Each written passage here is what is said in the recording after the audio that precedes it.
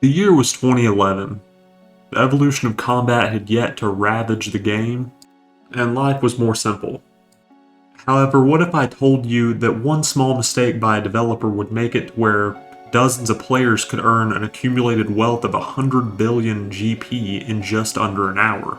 Well, that's exactly what happened on March 15th, 2011 on Runescape, with one of the bigger clans out at the time claiming that they made 30 billion GP alone. That's just one clan. There was probably a handful actively doing this with many, many members at one time. Let me delve into how this happened for you. So, it was a relatively innocent and small update to the Ring of Wealth.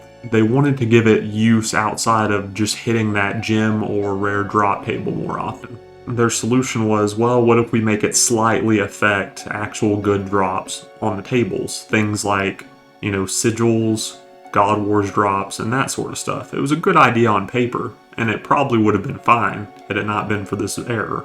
This error, to put it simply, just meant that that idea they had about making it actually affect good drops on a table didn't have a limit.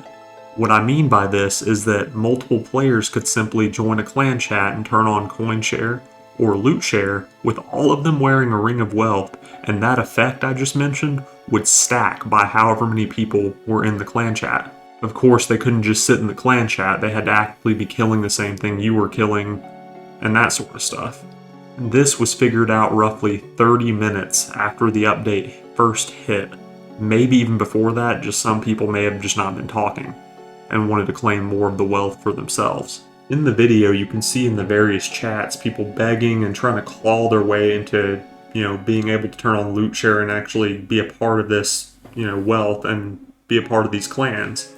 For the time being, that is, to get their share of loot. People were kicking people they didn't like, people were getting mad at each other, friends were turning on each other. I think even in a few of the private messages on some of these clips, you can see people saying like, why did I get kicked? And then their friend just stays there because they want some of the wealth. They don't want to leave with their friend. Then again, this is the same game where you could have an online friend for a few years and you trust trade them an item and they stab you in the back. Kind of like, it's almost like when Gollum sees a glimpse of the ring and goes just ape shit. It's kind of like the same thing when one of your online friends sees like a glimmer of wealth and you just let them borrow it and they run off. I remember playing around this time, but I was a bit of a loner and didn't have a big enough friend group and wasn't a part of any of the clans. I decided to sit this one out to avoid all the toxicity that was coming from some of the clans at the time, not all. Because my thought process was, what's the point? It's going to get rolled back. They're not going to let you keep these sigils. They're not going to let you make all this money. So that leads us to the outcome. What ultimately happened to the people who technically abused a bug? Granted, it didn't really harm anybody, but it's still bug abuse. I've seen people get banned for less than this. The answer is, well, nothing happened. No rollback happened. No reduction in wealth happened.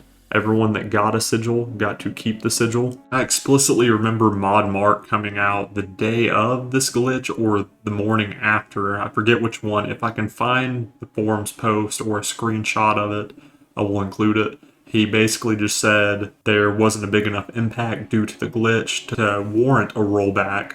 Nothing would be done to the people involved, which I wasn't really salty about one way or the other, even at the time.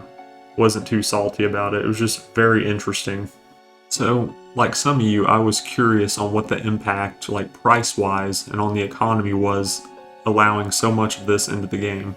I decided to look directly at what the sigils make, which is the spirit shields, the very popular spirit shields, and found, as far as the divine goes, because it was still in such high demand, and I really didn't see it drop that much from this glitch, if I'm being honest. So it kind of stabilized and even went up a few weeks after the fact. The Ellie, the Arcane, and the Spectral were not so lucky. I'll show those up on screen with the price data from 2011 around the time of the update and a few days to a few weeks after the fact to kind of give you guys an idea on the price trends that happened following this. The Ellie, the Arcane, and the Spectral all fell, especially the Ellie at the time, which fell considerable amount, I think like 20-30 mil plus, but ultimately not that big of a price drop. Not as big as you would think for sure, so no big deal. Lessons learned, right? Wrong.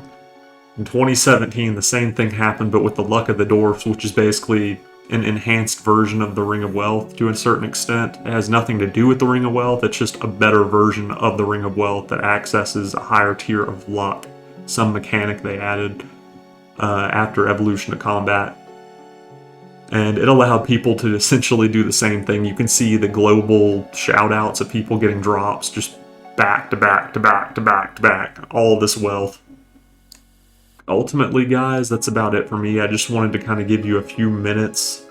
Didn't want to waste too much of your time to give you a glimpse into this weird part of RuneScape history. I find this stuff very interesting. It's been 10 years now. It's pretty crazy.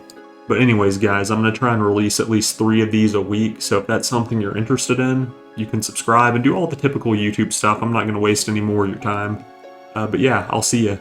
Thanks for watching.